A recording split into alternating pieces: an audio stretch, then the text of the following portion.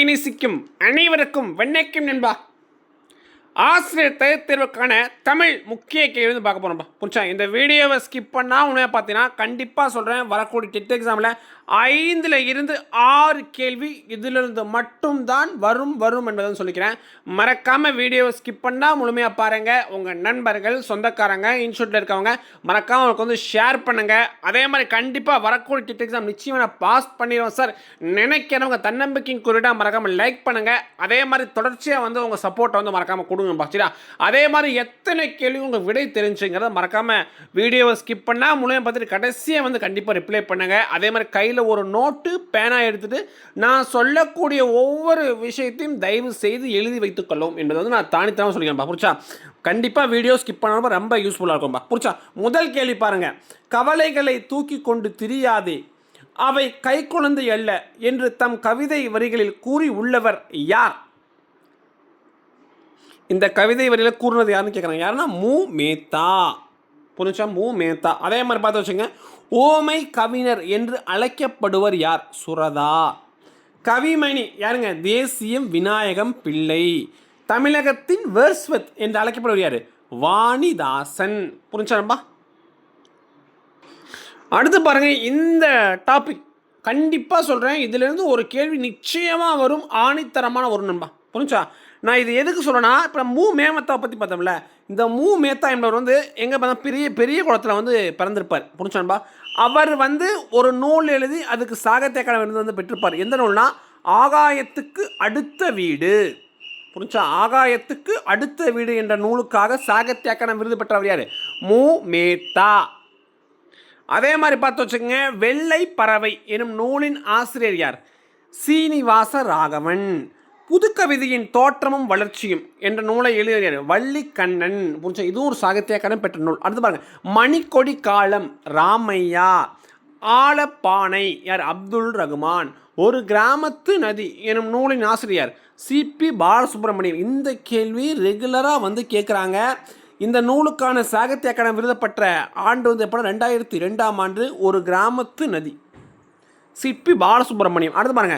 வணக்கம் வள்ளுவம் என்ற நூலின் ஆசிரியர் ஈரோடு தமிழன்பன். ஆகாயத்துக்கு அடுத்த வீடு எனும் நூலின் ஆசிரியர் மு மேத்தா. கையொப்பம் இதுவும் கேட்ட கேள்விதான். யாரு? புவியரசு. காந்தன் நாட்கள் யாரு? இன்சுலாப். கண்டிப்பாக சொல்கிறேன், இதை மறக்காமல் ஸ்டிச் எடுத்து வச்சுங்க, கண்டிப்பாக எழுதி வச்சுங்க. எக்ஸாம் போகிறதுக்கு முன்னாடி இந்த வீடியோ சேவ் பண்ணி வச்சுங்க. கண்டிப்பாக இதிலேருந்து 100% ஒரு கேள்வி நிச்சயமாக வரும். புரிஞ்சா? நான் எதிர்பார்க்கக்கூடிய கேள்வி எதுனா, இந்த ஆகாயத்துக்கு அடுத்த வீடு கேட்கலாம், இல்லை ஒரு கிராமத்து நதி கேட்கலாம், அப்படிலாம் கையொப்பம் கேட்கலாம். இந்த 3 கண்டிப்பாக ஒரு கேள்வி வரும். மறக்காமல் இப்படி வச்சுங்கப்பா. அடுத்த கேள்வி பாருங்க. புலி தாங்கிய குகை என்று தாயின் கருவறையை குறிப்பிடும் புறநானூற்று பாடலின் எண் என்ன? புரிஞ்சா? இப்போ அதாவது இதில் என்ன புறநானூற்று பாடல் என்னன்னு கேட்டாங்க. நீங்கள் ஒரு அதாவது வந்து 6 to 10th புத்தகம், பேப்பர் 1 பேப்பர் 2 படிங்க, 6 to 10th புக் படிங்க. பேப்பர் 1 எழுதுகிறோம், 1ஆம் வகுப்பு முதல் 8ஆம் வகுப்பு பாட புத்தகம் படிங்க. புது புத்தகம் மட்டும் படித்தா போதுமானது. அதில் பார்த்தீங்கன்னா ஒவ்வொரு நூல் நீங்கள் புறநானூறு படிக்கணும், அந்த பாடல் எண்கள் வந்து குடிப்பாங்க. புரிஞ்சா? இந்த பாடலுங்கிறது ஐ திங்க் 8th 9th புக்கில் இருக்குது. புரிஞ்சா? இந்த பாடலுக்கான விடை என்னன்னா 86. புரிஞ்சா? 86. புரிஞ்சா? 86. இப்போ உங்களுக்கு இப்போ என்னென்னா வந்து சில இந்த டெட் எக்ஸாம் நான் வந்து என்ன சொல்கிறது, ஒரு நிறைய கொஷின் வந்து பார்த்துட்டேன். இப்போ எக்ஸாம்பிளுக்கு இதுக்கு வந்து விடை தெரியல, நான் இதுக்கும் வந்து ஆப்ஷன் சொல்லிடுறேன். புரிஞ்சா? புலி தாங்கிய குகை என்று தாயின் கருவறையை குறிப்பிடும் புறநானூற்று பாடல் எண், இதுதான் வந்து கேள்வி வந்து கேட்குறாங்க. இப்போ இது சில நேரம் நம்ம படிச்சிருந்தால் கண்டிப்பாக தெரியும். புரிஞ்சா? தெரியாத பட்சத்துக்கு எப்படி விளைவிக்கணும்னா, இப்போ பாருங்கள், அதாவது இந்த 4 ஆப்ஷன் பாருங்களேன். 80, 86. இங்கே வந்து 80ன்னு கொடுத்தாங்க, 86ன்னு கொடுத்துருக்காங்க. புரிஞ்சா? அப்போ இது 2ல் ஏதோ ஒன்று தான் விடையாக இருக்கணும். அந்த கெஸ்ஸில் வந்து நம்ம போடணும். புரிஞ்சா? இது விடை தெரியாத பட்சத்தில், விடை தெரிஞ்சால் டக்குன்னு வந்து போட்டுருங்க. புரிஞ்சாப்பா? இப்போ விடை தெரியலாம், ஒன்றுக்கு 80ன்னு போடணும், இல்லை 86ன்னு போடணும். அப்போ இதற்கான சரியான விடை என்ன? 86. அடுத்த கொஸ்டின் பாருங்கள். வானிலிருந்து பார்க்கும்போது தமிழ்நாடு என தெரியும் வகையில் கட்டடம் கட்டப்பட்ட நகரம் எந்த நகரம்? தஞ்சாவூர். புரிஞ்சா? தென்னிந்தியாவின் மான்செஸ்டர் எனும் அழைக்கப்படும் ஊர் இது கோவை. புரிஞ்சான்பா? அதே மாதிரி பார்த்து வச்சுக்கோங்க. தஞ்சாவூர், தஞ்சை பெரிய கோயிலை கட்டியவர் யார்? இந்த கேள்வி ரெகுலராக கேட்டுட்ருக்காங்க. புரிச்சா? சரஸ்வதி மகால் என்ற நூலகம் எங்கு அமைந்துள்ளது? இந்த கேள்வியும் ரெகுலராக கேட்குறாங்க, மறக்காமல் பார்த்து வச்சுக்கோங்க. மறக்காம விட்டேஷன் டக்குனு வந்து கீழே கமெண்ட் பண்ணுங்கள். அடுத்து பாருங்கள், மேற்கு என்பதற்கு கீழ்காணும் எப்பெயர் பொருந்தும். இந்த கேள்வி கண்டிப்பாக சொல்கிறேன், 100க்கு 90% கண்டிப்பாக வரும். புரிஞ்சா? அதாவது மேற்கு என்பதற்கு கீழ்காணும் எப்பெயர் பொருந்தும். எது? குடக்கு என்பது பொருந்தும். இப்போ இதை வந்து பார்த்து வச்சுக்கங்க. அதாவது நாற்றிசையின் பெயர்களையும் அவற்றின் வேறு பெயர்களையும். புரிஞ்சா? இதை தயவு செய்து எழுதி வச்சுக்கங்க. இதுலேருந்து கண்டிப்பாக ஒரு கேள்வி பேப்பர் 1லையோ பேப்பர் 2லையோ கண்டிப்பாக வரும். புரிஞ்சா? கிழக்குன்னு என்ன சொல்லுவாங்கன்னா குணக்கு, மேற்குனா குடக்கு, வடக்குனா வாடை, தெற்குனா தென்றல். புரிஞ்சா? நீங்கள் ஞாபகத்துக்கு வர்றது தெற்குனா தென்றல்னு வரும். புரிஞ்சா? சாரி நண்பா, அதாவது வந்து வா. புரிஞ்சா? கிழக்குனா குணக்கு. இப்போ நீங்கள் படிச்சுக்க வச்சுக்க வேண்டியது வடக்குக்கும் தெற்குக்கும் நம்மளுக்கு தெரிஞ்சிடும். புரிஞ்சா? பார்த்தோன்னு ஆன்சர் போட்டுருவீங்க. இப்போ கிழக்குனா என்ன? குணக்கு. கிழக்கு குணக்கு வேறு பெயர். மேற்குனா குடக்கு. இப்போ வந்து நமக்கு தெரியாதுங்கிறது மேற்கு தான். மேற்குனா என்ன வரும்? குடக்கு. இது பொறுத்துக்களை கண்டிப்பாக கேட்க அதிகபட்ச வாய்ப்பு இருக்குது, பார்த்து வச்சுக்கோங்க. அடுத்த கேள்வி பாருங்கள், வழக்கு எத்தனை வகைப்படும்? வழக்கு எத்தனை வகைப்படும்? இந்த கேள்வி வந்து ரொம்ப ரொம்ப முக்கியமான கேள்வி. இந்த டாபிக் நம்ம பெருசாக பார்க்க போகிறோம். கண்டிப்பாக சொல்கிறேன், இதிலிருந்து கண்டிப்பாக ஒரு கொஸ்டின் கண்டிப்பாக வந்துடும். புரிஞ்சா? வழக்கு வந்து 2 வகைப்படும். அதாவது வழக்கு 2 வகைப்படும். என்ன வழக்குனா இயல்பு வழக்கு, தகுதி வழக்கு. புரிஞ்சா? எழுதி வச்சுக்கோங்க. இயல்பு வழக்கு, தகுதி வழக்கு என 2 வகைப்படும். புரிஞ்சுப்பா? அதில் பார்த்தீங்கன்னா அதாவது இயல்பு வழக்கு வந்து 3ஆக பிரிக்கிறாங்க. நல்லா வச்சுங்க. வழக்கு எத்தனை வகைப்படும்? 2 வகைப்படும். புரிஞ்சா? அது என்ன? இயல்பு வழக்கு, அதே மாதிரி தகுதி வழக்கு. இயல்பு வழக்கை 3ஆக பிரிக்கிறாங்க. இலக்கணமுடையது, இலக்கண போலி, மருவு. புரிஞ்சா? நல்லா வச்சுக்கோங்க. இயல்பு வழக்கு எப்படி? இலக்கணமுடையது, இலக்கணமுடையது, இலக்கண போலி, மருவு. நாளைக்கு கேட்கலாம், இயல்பு வழக்கு எத்தனை வகைப்படும்? 3 வகைப்படும். என்னென்ன? இலக்கணமுடையது, இலக்கண போலி, மருவு. இப்போ எக்ஸாம்பிளுக்கு பாருங்கள், இலக்கணமுடைய என்ன? நிலம், மரம், வான், எழுது ஆகிய சொற்களை நோக்கும்போது இவற்றை தம் கூறிய பொருட்களை எவ்வகை மாறுபடும் இல்லாமல் இயல்பாக தோன்றுகின்றன. இதை வந்து என்ன சொல்லுவாங்க? இயல்பு வழக்கு. இப்போ எக்ஸாம் கேட்கலாம், நிலம், மரம், வான் என்னது? இலக்கணமுடையதா, இலக்கண போலியா, மருவுன்னு கேட்பாங்க. அப்போ என்ன பண்ணணும்? இலக்கணமுடையது. புரிஞ்சான்பா? அடுத்து பாருங்கள், இலக்கண போலினா அதாவது இப்போ நான் ஒரு எடுத்துக்காட்டு சொன்னால் புரிஞ்சு பாருங்க. இப்போ பாருங்கள், புறநகர், கால்வாய், அதை நம்ம மாற்றி சொன்ன வாய்க்கால்னு சொல்லலாம். புரிஞ்சா? அதாவது கால்வாய்ன்னு சொல்கிறாங்க. அடுத்து பாருங்கள், அதே மாதிரி கடைக்கண். புரிஞ்சா? இந்த மாதிரி ஒரு எழுத்துக்கள் மாறி மாறி வரதை சொல்கிறாங்க. இலக்கண போலி, இலக்கணமுடையது, இலக்கண போலி. மருவுனா என்ன? மருவுனா என்ன? அதாவது வாயில் எனும் சொல்லி பேச்சு வழக்கில் வாசல் என்று வழங்குகிறோம். அதாவது வாயில், இதை வந்து கண்டிப்பாக கேட்கலாம். வாசல், அதாவது வாசல் வந்து என்ன சொல்லு கேட்கலாம், என்னன்னு கேட்கலாம். புரிஞ்சா? வாயில் எனும் சொல்லை பேச்சு வழக்கில் வாசல் என்று கூறுகிறோம். இது வந்து என்னன்னு கேட்கலாம். என்னது? மருவு. புரிஞ்சான்பா? இயல்பு வழக்கு,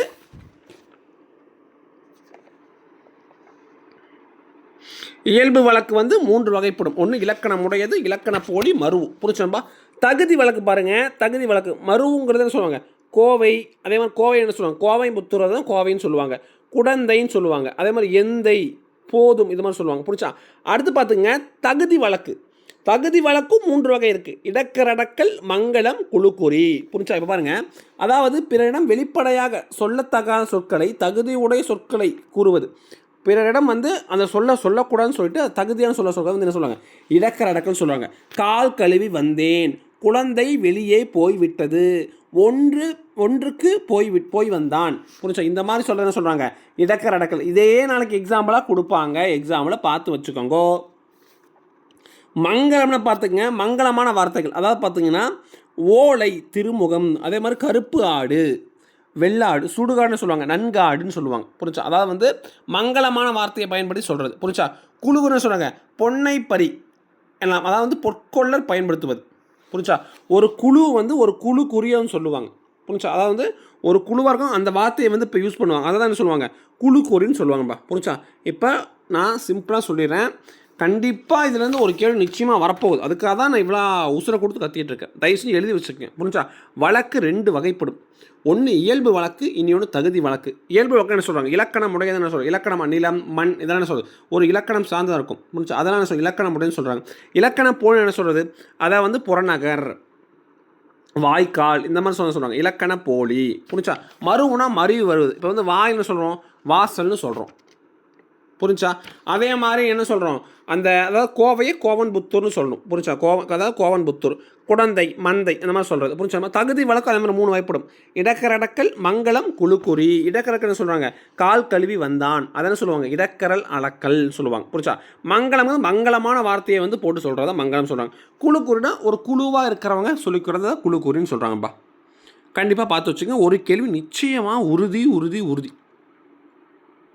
அடுத்த கொஸ்டின் பாருங்க. பெரும்பொழுதின் சரியான இணையை தேர்ந்தெடுக்கவும். இப்போ இந்த கேள்வி வந்து கேட்டாங்க, நான் இதுக்கான விடயமாக சொல்லிடுறேன். பெரும்பொழுதின் சரியான இணையை தேர்ந்தெடுக்கும். இதுக்கான சரியான விடையை சொல்லி நான் இதை டீட்டெயிலாக சொல்லினா இதுலேருந்து கண்டிப்பாக ஒரு கேள்வி வரப்போகுது. புரிஞ்சா? ஆணித்தரமாக சொல்கிறாங்க, வரும் வரும் என்பதை நான் ஆணித்தரமாக சொல்லி முடிச்சேன். புரிஞ்சா? இதான பெரும்பொழுதான சரியான இணை என்னென்னா, அதாவது மார்கழி தை. இதற்கான சரியான விடைங்கிறது மார்கழி தை. புரிஞ்சான்பா? இப்போ 5 திணைகள்னு சொல்லுவாங்க, அதே மாதிரி புறத்திணைகள்னு சொல்லுவாங்க. புரிஞ்சா? அதாவது வந்து அகத்திணை புறத்திணை 2 திணை இருக்கும்பா. புரிஞ்சா? அகத்திணைங்கிறது ஒரு ஹெட்ஃபோன் போட்டு கேட்டுக்கேன், ஏன்னா நான் சொல்கிறக்கூடிய ஒவ்வொரு விஷயம் முக்கியம். நான் ஸ்பீடாக போனால் அந்த ஸ்லோ மோடை பண்ணி பார்த்துக்கேன், சரியா? ஓகே. இப்போ பார்த்தீங்கன்னா 5 திணைகள் சொல்லுவாங்க. அதாவது 5 திணைகள் குறிஞ்சி, முல்லை, மருதம், நெய்தல், பாலை. புரிஞ்சா? புறத்திணைன்னு சொல்லுவாங்க வெச்சி, கரந்தை, வஞ்சி, காஞ்சி, உயினை, தும்பை, வாகை, பாடான், கைக்கிளைன்னு சொல்லுவாங்கப்பா. புரிஞ்சா? இப்போ இந்த அந்த குறிஞ்சியில் 5 திணைகள் இருக்குது பார்த்தீங்களா, அதுக்கு சிறுபொழுது பெருபொழுதுன்னு இருக்குது. புரிஞ்சா? சிறுபொழுதுனா என்ன, நான் உங்களுக்கு புரியுற மாதிரி சொல்கிறேன். ஏன்னா நிறைய இங்கிலீஷ் ஸ்டூடெண்ட்ஸ் தான் பார்ப்பீங்க, இங்கிலீஷ் ஸ்டூடெண்ட்ஸ், சயின்ஸ் ஸ்டூடெண்ட்ஸ் பார்ப்பீங்க. சிறுபொழுதுனா என்ன, சாயங்காலம், நைட்டு, காலையில், அதுக்கப்புறம் பார்த்தீங்கன்னா மதியானம், இதுதான் வந்து சிறுபொழுதுன்னு சொல்லுவாங்க. இது தமிழில் சிறுபொழுதுன்னு சொல்லுவாங்க. பெரும்பொழுதுனா என்ன, சித்திரை, வைகாசி, ஆனி, ஆடி, ஆவணி, புரட்டாசி, ஐப்பசி, மார்கழி, தை, மாசி, பங்குனி, இதுதான் வந்து என்ன சொல்லுவாங்க பெரும்பொழுதுன்னு சொல்லுவாங்க. புரிச்சா? இதை வந்து கான்செப்டாக ஞாபகம் வச்சுக்கோங்க. புரிச்சா? 5 தினைனா சிறுபொழுதுனா இது, பெரும்பொழுதுனா இது. ஏன்னா எக்ஸாமில் கண்டிப்பாக ஒரு கொஸ்டின் உண்டு. புரிஞ்சாப்பா? அதே மாதிரி அந்த குறிஞ்சி முல்லை, அதை நம்ம அடுத்த வீடியோ கண்டிப்பாக பார்த்துருவோம். புரிச்சா? அது ஒன்றும் பிரச்சனை கிடையாது. நான் எல்லாமே சொல்லுவேன், என்ன சொல்லுது, நான் எக்ஸாமில் உங்களை பாஸ் பண்ண விட மாட்டேன். புரிஞ்சா? இப்போ பெரும்பொழுது பார்த்துருவோம். பெரும்பொழுதுல ஒரு 6 டைப் இருக்குது. பெரும்பொழுதுல டைப்பு மொத்தம் வந்து 6 டைப் இருக்குது. புரிஞ்சா? 6 டைப்பு, அதில் ஒரு 6 டைப் இருக்குது. அதாவது மாதிரி பாருங்கள், இளவேனிற் காலம்னு சொல்லுவாங்க. இளவேனா சித்திரை, வைகாசி, இங்கே பங்குனி, சித்திரைன்னு கொடுத்துருக்காங்க, அப்போ இது வராது. இளவேனா என்ன சொல்கிறாங்க, சித்திரை, வைகாசி. முதுவேணின்னா என்ன சொல்கிறாங்க, ஆனி, ஆடி. ஆனி ஆடின்னு என்ன சொல்லுவாங்க, முதுவேணி. இளவேனா சித்திரை, வைகாசி. முதுவேனா ஆனி, ஆடி. கார்காலம்னா மழைக்காலம், காரனா மழைன்னு சொல்லுவாங்க. ஆவணி, புரட்டாசின்னு சொல்லணும். புரிஞ்சா? கார்காலம்னா ஆவணி, புரட்டாசி. குளிர்காலம்னா குளிர்காலம் சொல்லுவாங்க ஐப்பசி, கார்த்திகை. கார்த்திகை மலைன்னு கொடுத்துருக்காங்க, ஐப்பசி, கார்த்திகை குளிர்காலம் சொல்லுவாங்க. முன்பனி காலம்னா மார்கழி, தை. அப்போ இங்கே கரெக்டாக இருக்குது, மார்கழி தைங்கிறது முன்பனி காலம். பின்பனி காலம்னா மாசி, பங்குனி. பின்பனி காலம் சொல்கிறது மாசி, பங்குனி. புரிஞ்சா? இளவேனா சித்திரை, வைகாசி. முதுவேனா ஆனி, ஆடி. கார்காலம்னா ஆவணி, புரட்டாசி. குளிர்காலம்னா ஐப்பசி, கார்த்திகை. முன்பனினா மார்கழி, தை. பின்பனினா மாசி, பங்குனி. புரிஞ்சா? இதை வந்து தயவு செஞ்சு ஞாபகம் வச்சுக்கோங்க, கண்டிப்பாக கேள்வி வரும். புரிஞ்சா? அடுத்து பாருங்கள், சிறுபொழுது. அந்த டைமிங் பதிச்சுங்க. காலங்காத்தால், காலையிலனா எத்தனை மணினா 6 to 10, இது வந்து காலையிலன்னு சொல்லுவாங்க. காலையில் 6 மணிக்கு, காலங்காத்தால் 6 மணிக்கு எழுந்திரிக்க, அதான் 6 மணி. புரிஞ்சா? நண்பகல்னா 10 to 2, இதை நண்பகல்னு சொல்லுவாங்க. ஏற்பாடுனா 2 to 6, ஏற்பாடு. இது வந்து பிஜிடிஆரில் கேட்டிருந்தாங்க. புரிஞ்சா? மாலைனா 6 to 10, சாயங்காலம் டைம் சொல்கிறோம்ல, 6 to 10, அதான் சாயங்காலம் சொல்லுவாங்க. வைகரைனா 2 to 6, வைகரை. இப்போ கேட்கலாம், யாமம்னு ஒன்று இருக்குது இதில், அதாவது நைட்டு 10 to 2 தான் யாமம்னு சொல்லுவாங்க. புரிச்சா? இப்போ டைம் கொடுத்துருவான் நம்மளாலே, அதாவது வைகரைன்னு சொல்லிவிட்டு 4 to 6, 2 to 6, 3 to 6ன்னு கேட்பான். அப்போ நீங்கள் என்ன பண்ணணும், வைகரைனா 2 to 6ன்னு போடணும், மறந்துடாதீங்க. ஏன்னா நம்மளால் ட்விஸ்ட்டு பண்ணி தான் கொடுப்பான் எக்ஸாமில். புரிஞ்சா? அதே மாதிரி ஏற்பாடு என்ன, மதியானம் 2 மணி சாயங்காலம் 6 மணி வரைக்கும் மதியானம். புரிஞ்சா? மாலைனா சாயங்காலம் 6 to 10, அது கண்டிப்பாக தெரியும், அது பிரச்சனை கிடையாது. வைகரையில் ட்விஸ்ட் வைப்பான், அப்படி இல்லைன்னா ஏற்பாடு ட்விஸ்ட் வைப்பான், பார்த்து வச்சுக்கங்க. இது புரிஞ்சுன்னா கண்டிப்பாக மறக்காம லைக் பண்ணுங்க. சரி, அடுத்த விஷயம் பாருங்கள். நரம்புகளை கொண்ட யாழ். நரம்புகளை கொண்ட யாழ்.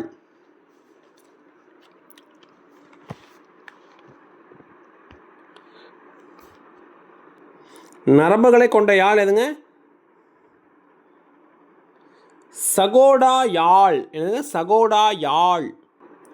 இந்த ஒரு சாப்டர் சகோடால் பார்த்தோம் பார்த்தீங்களா? இந்த சாப்டரை தயவு செய்து எழுதி வச்சுக்கங்க. புரிஞ்சா? அதாவது பார்த்தீங்கன்னா, வடிவத்தால் பெயர் பெற்ற யாழ் எது? வில்யாழ், சிறியாழ், பெரியாழ். புரிஞ்சா? நான் கேட்கலாம். இது வந்து என்ன சொல்ல மீன்ஸ் நம்ம தெரிஞ்சு வச்சுக்கணும். ஏன்னா இது கேட்க வாய்ப்பு இருக்குது. ஏன்னா இதெல்லாம் வந்து என்ன சொல்ல டீட்டெயிலாக இருக்கும். கொஞ்சம் பார்த்து வச்சுருக்கேன். வடிவத்தால் பெயர் பெற்றவை யாழ் எதுனா வில்யாழ், சிறியாழ், பெரியாழ். புரிஞ்சா? நிலத்தால் பெயர் பெற்றவை குறிஞ்சி, முல்லை, மருதம், பாலை. நெய்தல் யாழ்னு யாரும் சொல்ல மாட்டாங்க. புரிஞ்சா? குறிஞ்சி, முல்லை, மருதம், பாலை யாழ் தான் இருக்குது. புரிஞ்சா? அடுத்து பாருங்கள், இசை பரிமாண வளர்ச்சியால் பெயர் பெற்றவை என்னது? பெரியாழ், மகரையாழ், சகடோயாழ், அதே மாதிரி செங்கோட்டியாழ். புரிஞ்சா? இசை பரிமாண வளர்ச்சியால் பெயர் பெற்றது பெரியாழ், மகரையாழ், சகடோயாழ், அதே மாதிரி செங்கூட்டியாழ். அடுத்த வருஷம் பாருங்கள், மனோன்மணியம். மனோன்மணியத்தை எழுதியார் சுந்தரம் பிள்ளை. புரிஞ்சன்பா? மனோன்மணியம் என நாடக நூலில் இடம்பெற்றுள்ள அங்கங்கள் மற்றும் களங்கள் எனது 5 அங்கங்கள் 20 களங்கள். 5 அங்கங்கள் 20 களங்கள். இப்போ இந்த மனோன்மணியம் நம்ம கண்டிப்பாக வந்து தெரிஞ்சு வச்சுக்க வேண்டிய ஒன்று. புரிஞ்சன்பா? இதில் மாதிரி அந்த களங்கள் காட்சிகள்னு சொல்கிறாங்க. அதாவது வந்துங்க, நாடக நம்பில் நூல்களில் தலையாய சிறப்பு உடைய விளங்குவது மனோன்மணியமாகும். புரிஞ்சன்பா? இது வந்து பார்த்து வச்சுங்க, இந்த நாடக நூல் வந்து எது? லிட்டன் பிரபு என்பவர் ஆங்கிலத்தில் எழுதிய ரகசிய வழி என்ற நூலை தழுவி அமைந்தது. ரகசிய வழி எனும் நூலை எழுதியான்னு கேட்டால் நம்ம மனோன்மணி சுந்தரம் பிள்ளையும் போடக்கூடாது. லிட்டன் பிரபு ஞாபகம் வச்சுக்கோங்க. புரிஞ்சன்பா? அதோட வழிநூல் தான் எது? இந்த மனோன்மணியங்கிறது. புரிஞ்சன்பா? அதாவது பார்த்தீங்கன்னா, மனோன்மணியத்தை பற்றி கொடுத்துருக்காங்க. அதே மாதிரி பாருங்கள், தமிழ் செய்யுள் நாடக இலக்கியத்தின் தந்தை என அழைக்கப்படுவார் மனோன்மணியம் சுந்தரம் பிள்ளை. புரிஞ்சா? இவர் வந்து கேரளா மாநிலம் ஆலப்புழையை வந்து சார்ந்தவர். அது வந்து பார்த்து வச்சுங்க. அது இடையே சிவகாமி சரிதம் எனும் துணைக்கதை ஒன்றும் உள்ளது. இது ரொம்ப முக்கியம். மனோன்மணியத்தின் துணைக்கதை எதுன்னு கேட்பாங்க. இது சிவகாமி சரிதம். புரிஞ்சுன்பா? அது வந்து பார்த்து வச்சுருக்கேன். அதே மாதிரி பார்த்தீங்கன்னா, இவரின் படைப்புகள் பார்த்து வச்சுருக்கேன். அதாவது நூல் தொகை விளக்கம், திருஞான சம்பந்தரின் கால ஆராய்ச்சி, அதே மாதிரி திருவாந்தங்கூர் பண்டைய மன்னர் கால ஆராய்ச்சி என்பா. புரிஞ்சா? அதே மாதிரி பாருங்கள், காசு பிள்ளை அதாவது தமிழ இலக்கியத்தின் கலை ஆராய்ச்சி தொடங்கி வைத்த பெருமை இவருடையது என்கிறார். புரிஞ்சா? இதெல்லாம் பார்த்து வச்சுக்கோங்க. கண்டிப்பாக இதிலிருந்து ஒரு கேள்வி வரும். அதே மாதிரி இவரை தமிழ் செய்யுள் நட இலக்கியத்தின் தந்தை என போற்றுவார். இவரின் தமிழ்தாய் வாழ்த்து பாடலுக்கு இசையமைத்தவர் யாருன்னா MS விஸ்வநாதன். நம்ம நீராறும் கடல் இருக்குல்ல, அது நம்ம மனோன்மணியத்தில் தான் வந்து கொடுத்துருக்காங்க. அதுக்கப்புறம் பாருங்கள், தமிழ்நாடு அரசு மனோன்மணியத்தை சுந்தரம் பல்கலைக்கழகம் என்னும் பெயரில் பல்கலைக்கழகம் நிறுவி பெருமைப்படுத்தியுள்ளது. இவரின் நீராறு கடலுக்கு எனும் தமிழ்தாய் வாழ்த்து பாடல் தமிழக அரசின் தமிழ்தாய் வாழ்த்தாக ஏற்படுத்தப்பட்டுள்ளது. அந்த நாளை சென்னை மாநகர அரசுக்கு இவருக்கு ரவா பகதூர் பட்டம் வழங்கி சிறப்பித்துள்ளது. இதெல்லாம் வந்து முக்கியமான ஒன்று. தயவு செய்து பார்த்து வச்சுக்கோங்கப்பா. புரிஞ்சா? இது ரொம்ப முக்கியம். அதாவது ரவா பகதூர் என்று அழைக்கப்படுவார் யார்? சுந்தரம் பிள்ளை. தமிழ் செய்யுள் நாடக இலக்கியத்தின் தந்தை என அழைக்கப்படுவார் மனோன்மணியம் சுந்தரம் பிள்ளை. இவர் எங்கே பிறந்தார்? ஆலப்புழா. அதே மாதிரி இவர் காட்சியின் 5 அங்கங்களும் 20 காட்சிகள் கொண்டு விளங்குகிறது. இதோட வழிநூல், இதோட முதல் நூல் எது? லிட்டன் பிரபு எழுதிய ரகசிய வழி. இதுங்கிறது மனோன்மணியம் ஒரு வழிநூல். நாடக தமிழ் நூல்களுக்கு தலையாக சிறப்புடையதாக விளங்குவது மனோன்மணியம் ஆகும். அடுத்த கேள்வி பாருங்கள், ஐயான் டொய்தி மையடி அறிந்தார் கலைகள் என்பது எது? சிந்தாமணி. சிவக சிந்தாமணி சொல்கிறாங்கப்பா. புரிஞ்சாம்பா? ஓகே. இப்போ அடுத்ததாக பார்த்தீங்கன்னா, இந்த 50 காப்பி நூல் சொல்லுவாங்கப்பா. புரிஞ்சா? அடுத்த விஷயம் பாருங்கள், இனிமையும் நீர்மையும் தமிழென ஆகும் என்று எந்த நூல் குறிப்பிடுகிறது? இனிமையும் நீர்மையும் தமிழில் ஆகும் என எந்த நூல் குறிப்பிடுகிறது? எது? பிங்கள நிகண்டு. அடுத்து பாருங்கள், இது ரொம்ப ஒரு முக்கியமான ஒரு டாபிக். ஏன்னா இது கண்டிப்பாக எக்ஸாமில் கண்டிப்பாக வந்து கேட்பாங்க. புரிஞ்சுன்பா? கண்டிப்பாக வந்து கேட்பாங்க. முதல்ல பாருங்கள், வெண்பா. புரிஞ்சுன்பா? இந்த கேள்வி என்னை கேட்டால் கண்டிப்பாக 100% இப்போ நான் சொல்லக்கூடிய டாபிக் இது ஒரு கேள்வி கண்டிப்பாக வரும் என்பதை சொல்லிக்கிறேன்பா. புரிஞ்சா? வெண்பா இயற்சீர் வெண்சீரும் வரும். அதாவது இயற்சீரும் வெண்சீரும் வரும்பா. புரிஞ்சா? இதுக்கான இதுதான் வந்து சரியான ஒன்று. புரிஞ்சா? தவறு வந்து இது தவறு. மாமுன்னேர் அதாவது விலாமுன்னிறை போன்ற தலையை வெண்பா பெற்று வரும். கிடையாது, இது தவறான ஒன்று. இதற்கான சரியான விட இதுதான். புரிஞ்சுமா? இப்போ நான் சொல்லக்கூடிய விஷயம் தயவுசெய்து எழுதி வச்சுருக்கேன். வெண்பாலேருந்து கேள்வி கேட்டால் இதான் வரும். புரிஞ்சா? இது PGTRல கேட்டிருந்தாங்க. கண்டிப்பாக வச்சுருக்கேன். வெண்பான செப்பலோசை பெற்று வரும். இதை செப்பலோசை பெற்று வரும். அடுத்து பாருங்கள், ஈரடி முச்சீராகவும் ஏனைய அடிகள் நாச்சீராக வரும். இயற்சீர் வெண்சீர் மட்டுமே வரும், பயின்று வரும். இயற்சீர் வெண்சீர் மட்டுமே பயின்று வரும். அடுத்து பாருங்க, இயற்சீர் வெண்டலையும் வெண்சீர் மண்டலையும் மற்றும் பயின்று வரும். அதாவது இயற்சீர் வெண்டலையும் வெண்சீர் மண்டலையும் மற்றும் பயின்று வரும். 2 அடி முதல் 12 அடி வரை அமையும். ஓகேவா, இது மட்டும்தான் வரும். அதாவது 2 அடியிலிருந்து 12 அடி வரைக்கும் வர்றது தான் வெண்பா, அதுக்கு மேலே வராது. அதாவது ஈற்றுச்சீர் நாள் மலர் காசு பிறப்பு எனும் வாய்ப்பீட்டில் முடியும். அதாவது ஈற்றுச்சீர் நாள் மலர் காசு பிறப்பு, அதாவது நேர்பு நிறைவு.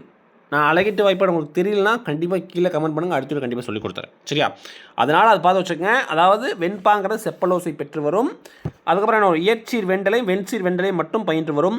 2 12 அடி வரும். அதாவது ஈற்றுச்சீரான நாள் மலர் காசு பிறப்பு இதை மட்டும் தான் பயின்று வரும்னு சொல்கிறாங்கப்பா. புரிச்சா? அடுத்து நம்ம இன்னொன்று தெரிஞ்சுக்கணும். ஆசிரியர்ப்பா அகவலோசை பெற்று வரும். வெண்பா செப்பலோசை பெற்றுடும். ஆசிரியப்பா அகவலோசை பெற்றுடும், அகவற்பான்னு சொல்லுவாங்க. புரிச்சா? அதாவது ஈரடி சீர் மிகுதியாகவும் காய்ச்சல் குறைவாகவும் பயின்று வரும். ஆசிரியர் தலை மிகுதியாகவும், அதாவது வெண்டலை கழித்தலாகவும் விரும்பி வரும்.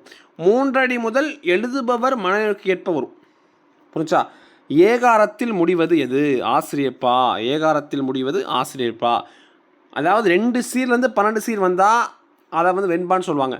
3 சீர்லேருந்து ஆசிரியர் எவ்வளோ தோணுதோ அன்லிமிட்டடாக எழுதுறதுன்னு சொல்லுவாங்க, ஆசிரியப்பான்னு சொல்லுவாங்க. புரிஞ்சாமா? இதை வந்து பார்த்து வச்சுக்கோங்க. கண்டிப்பாக நான் சொன்னது வந்து வெண்பாசிருந்து கண்டிப்பாக ஒரு கேள்வி நிச்சயமாக வரும். அடுத்த விஷயம் பாருங்கள், புல்லின் இதழ்கள் என்ற புகழ்பெற்ற நூலாசிரியரின் நாடு?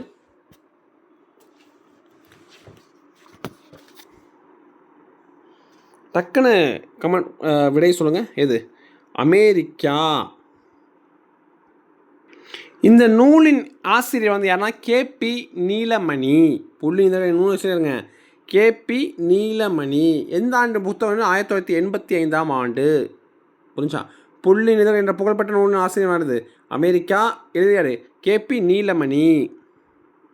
தமிழை அமுது நிலவு என்றெல்லாம் கூறியவர் யார்? இது 6th புக்கில் இருக்குது. முக்கியமான கேள்வி. யாருன்னா பாரதிதாசன். புரிச்சா?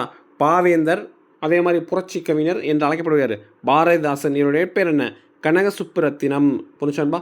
பிசிலாந்தையார் என்ற நாடக நூலுக்காக சாகித்ய அகாடமி விருது பெற்றவர் யார்? பாரதிதாசன். புரிச்சான்பா? அதே மாதிரி கண்ணன் பாட்டு, குயில் பாட்டு, பாஞ்சாலி சபதம் போன்ற நூல்களை இயற்றியவர் யார்? பாரதியார். இருண்ட வீடு எனும் நூலை இயற்றியவர் யார்? பாரதிதாசன். புரிச்சான்பா? கவிமணி தேசிய விநாயகப் பிள்ளை. இது வந்து நாமக்கல் கவிஞர் வே லாமலிங்கனார். கத்தியின்றி ரத்தமின்றி யுத்தமொன்று வருகுதே என்ற பாடலை இயற்றியவர் யார்? நாமக்கல் கவிஞர் வே ராமலிங்கனார். இதெல்லாம் கண்டிப்பாக நீங்கள் தெரிஞ்சுக்க முக்கியமான கேள்விப்பா. அடுத்து பாருங்கள், அலங்கு கலை நாளும் அரியற்கச்சை இவ்வடியில் இடம்பெறும் நாளும் என்ற சொல்லின் பொருள் யாது? பொருள் யாது? ஒலிக்கும். சொல்லின் பொருள் யாதுங்க? ஒலிக்கும். அடுத்த விஷயம் பாருங்கள், கரட்டை வெள்ளாடு என்று அழைப்பது எவ்வகை வழக்கு? எவ்வகை வழக்கு? இப்போ தான் சொன்னேன். எவ்வகை வழக்கு? காரட்டை வெள்ளாடு என அழைப்பது எவ்வகை வழக்கு?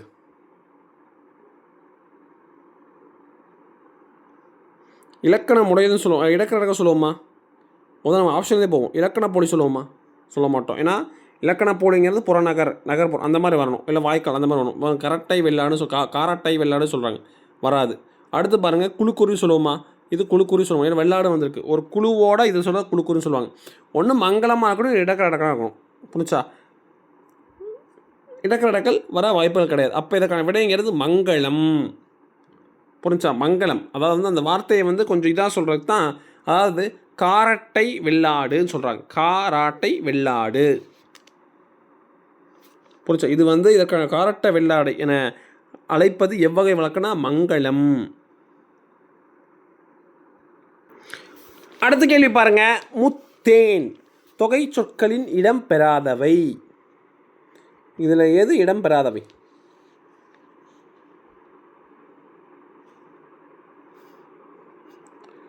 குகைத்தேன் இதுதான் வந்து இடம் பெறாதுன்பா. புரிஞ்சா?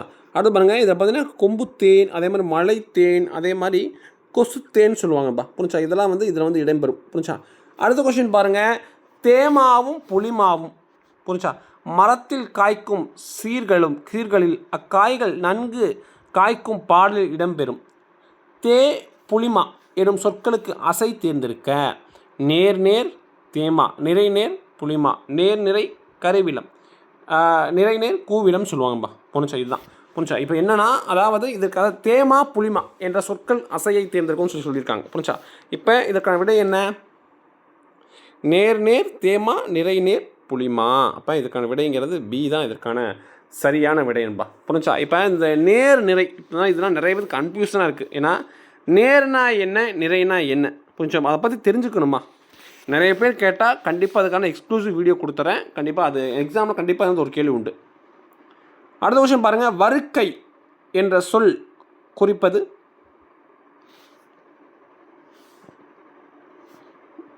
வருக்கைனா வாழைப்பழம். வருக்கைன்னா சொல்கிறாங்க, சரி தவறாக சொல்லிட்டேன். வருக்கைனா பழாப்பழம். புரிஞ்சாம்பா? வருக்கைனா பலாப்பழம். வருக்கைனா பலாப்பழம். கண்டிப்பாக கீழே கமெண்ட் பண்ணிடுவீங்க சார் தப்பாக சொல்லிட்டீங்கன்னு, மன்னிச்சிடுங்க. வருக்கை என்ற சொல் குறிப்பது பலாப்பழம். அடுத்து பாருங்கள். செறிவாக கொல்லப்படுவது. செறிவாக கொல்லப்படுவது மறவாமை. செறிவாக கொல்லப்படுவதுங்க மறவாமை. வள்ளைப்பாட்டு என்பது எந்த சூழலில் பாடப்படும் பாடல்? வள்ளைப்பாட்டு என்பது எந்த சூழலில் பாடும் பாடல்? இதில் நெல் குற்றும்போது. புரிஞ்சா? நெல் குற்றும்போது தான் வள்ளைப்பாட்டுங்கிற பாடல் பாடுவாங்க. இது பள்ளி பாட புத்தகத்திற்கு பார்த்து வச்சுக்கோங்க. அடுத்து பாருங்கள். இடுகள் என்று கடுகள் என்று படுவழிபடுக இப்புகழ் வெய்யோன் தலையே என்ற சங்கப்பாடல் வரிகள் இடம்பெறும் நூல் எந்த நூல்? இது பாருங்கள். இடுகளொன்றே கடுகளொன்றே படுவழிபடுக இப்புகழ் வெய்யோன் தலையே. இதை பார்க்கும்போதே நம்மளுக்கு என்னென்னா, இது ஒரு வீரம் சார்ந்த நூலுங்கிறது ஈஸியாக நம்மளால் ப்ரெடிக்ட் பண்ண முடியுது. புரிஞ்சா? இப்போ வீரம் சார்ந்த நூல்லாம் இதில் எழுதியிருக்கும். இதெல்லாமே என்ன சொல்கிறது, காதலை மையப்படுத்திய நூல்கள் தான் இந்த குறுந்தொகை, அகநானூறு, நற்றிணைலாம். அப்போ இதெல்லாம் கிடையாது. இதுக்கான அம்சங்கள் புறநானூறு. இதுதான் இதுக்கான சரியான விடையும் கூட. அரையர் எவ்வகை போலி. அரையர் எவ்வகை போலி? இடைப்போலி. புரிச்சா? இடைப்போலி. அதே பார்த்தீங்கன்னா இதிலே சொல்லி முடிச்சிடறேன். அடுத்ததாக நியூ டாபிக் இருக்குது. அதாவது போலி பார்த்தீங்கன்னா மொத்தம் பார்த்தீங்கன்னா போலி 3 வகைப்படும். ஒன்று முதல் போலி, இன்னொன்று இடைப்போலி, இன்னொன்று கடைப்போலி, இன்னொன்று முற்றுப்போலின்னு சொல்லுவாங்கப்பா. புரிஞ்சா? முதல் போலி என்ன? இப்போ பாருங்கள். மஞ்சு எப்படி சொல்லுவாங்க? மைஞ்சுன்னு சொல்லுவாங்க. மைஞ்சுன்னு சொல்லுவாங்க. புரிஞ்சா? மைஞ்சு. மயலை மயல்னு சொல்லுவாங்க. மயில். முதல் எழுத்து மாறி பொருள் மாறவில்லை என்றால் சொல்லுவாங்க முதல் போலின்னு சொல்லுவாங்க. இடைப்போல் 2வது. இது பாருங்கள். அரையர். புரிச்சா? அரையர் இளஞ்சி. இதுக்கு என்ன வரும்னா அரையார்னு வரும். புரிச்சா? அரையார்னு வரும். புரிச்சா? அரையர்னு சொல்லுவாங்க. அதான் அரையார்னு சொல்லுவாங்க. எவ்வளிப்பொழி இடைப்போலி. அமைச்சு இளஞ்சி இளைஞ்சி அந்த மாதிரி சொல்லுவாங்க. இடைப்போலி. கடைப்போல்னா கடைசி எழுத்து பாருங்கள். நிலன்னு சொல்லுவாங்க. முகன்னு சொல்லுவாங்க. பந்தர்னு சொல்லுவாங்க. இது மாதிரி சொல்கிறது கடைப்போலின்னு சொல்லுவாங்க. முதல் எழுத்து மாறி வந்தால் முதல் போலி, இடைப்பு எழுத்து மாறி வந்தால் இடைப்போலி, கடைசியில் வந்தால் கடைப்போலின்னு சொல்லுவாங்க. புரிச்சா? அடுத்தது முற்றுப்போலின்னு சொல்லுவாங்க. 3 வகை போலி மட்டுமின்றி வேறு வகை போலியும் உண்டு. 5 இச்சொற்கள் நோக்கங்கள். இதில் 5 என்ற சொல் 5 எனும் சொல்லை போலி வடிவமைக்கும். 5 என்ற சொல்லில் உள்ள எழுத்துக்கள் அமைந்துள்ள சொல்லு இதை சொல்லுவாங்க முற்றுப்போலின்னு சொல்லுவாங்க. அடுத்தது பாருங்கள். அதாவது இதுக்கான விடையை சொல்லிட்டேன். இடைப்போலி. சரி, அடுத்த விஷயம் பாருங்கள். தமிழ் பதிப்புலகின் தலைமகன் என்று போற்றப்படுவர் யார்?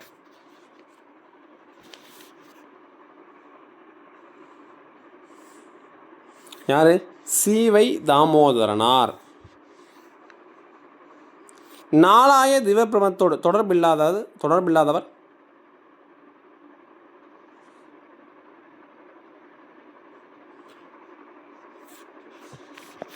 யார்? நாகமுனிவர். புரிஞ்சா? நாலாய தெய்வ 12 ஆழ்வார்கள். பூதத்தாழ்வார், பேயாழ்வார், நாதமுனி, இவங்கெல்லாம் நாலாய தெய்வத்தில் இருக்கவங்க. புரிஞ்சா? நாகமுனிவர் தான் இல்லாமல் இருப்பாங்க. அடுத்து பாருங்கள். கபாடபுரம் எச்சங்கத்தின் தலைவர். கபாடபுரம் எச்சங்கத்தின் தலைவர். இது இடைச்சங்கத்தின் தலைவர். கபாடபுரம் யாருங்க? இடைச்சங்கத்தின் தலைவர். தவறான இணையை தேர்வு செய்க. தவறான இணை எது? முதல்ல எட்டயாபுரம் திண்ணை பள்ளிக்கூடம் யார்? நாவலர் சோமசுந்தர பாரதி. இது கரெக்டு. அடுத்து பாருங்க, மகிபாலன் பொட்டி நடசீர் திண்ணையை பள்ளிக்கூடம் வாசு மாணிக்கம். கரெக்டு. திருநெல்வேலி தெற்கு தெரு கணபதியார் திண்ணை பள்ளிக்கூடம் யார்? வெண்பால் சுப்பிரமணியனார். கரெக்டு. இதெல்லாம் கரெக்டு. அப்போ தவறான இதுதான் தவறான ஒன்று. இதுதான் தவறான. இதுக்கு வந்து ஆப்ஷன் சி தான் தவறான ஒன்று.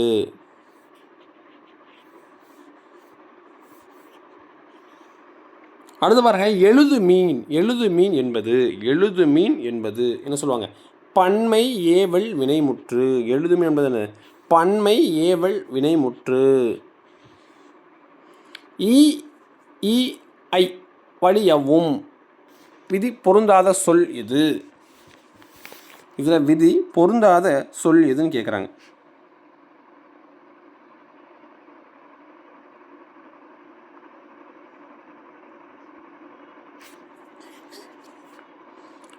அருமை பொருள். அருமை ஐ வந்திருக்கா? வந்திருக்கு. மலை ப்ளஸ் என மலை ஐ வந்திருக்கா? வந்திருக்கு. துஞ்சு துஞ்சு. பொன் சிறப்பு துஞ்சு வந்திருக்கு. புரிஞ்சா? துஞ்சு தான் வந்திருக்கு சார் நீங்கள் கேட்பீங்க. ஆனால் ஐ வழி எவ்வும் தான் சொல்லியிருக்காங்க. புரிஞ்சா? அதாவது துஞ்சல்னு வரும். புரிஞ்சா? அங்கே வந்து வரும்னு சொல்லலாம். இப்போ இதுக்கான சரியான விடை எதுனா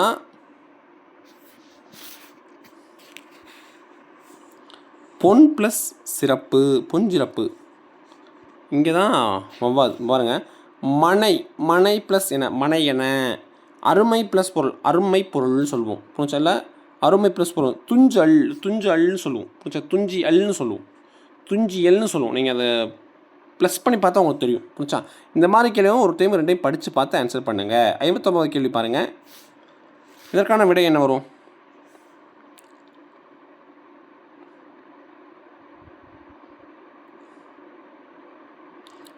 அடி அகரமாதல் என்ன வரும்? பைந்தமிழ். பசுமை ப்ளஸ் தமிழ்னு வரும். புரிஞ்சா?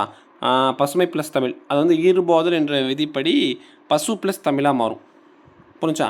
அதாவது அந்த பை வந்து அடிகாரம் ஐ ஆதல். புரிஞ்சா?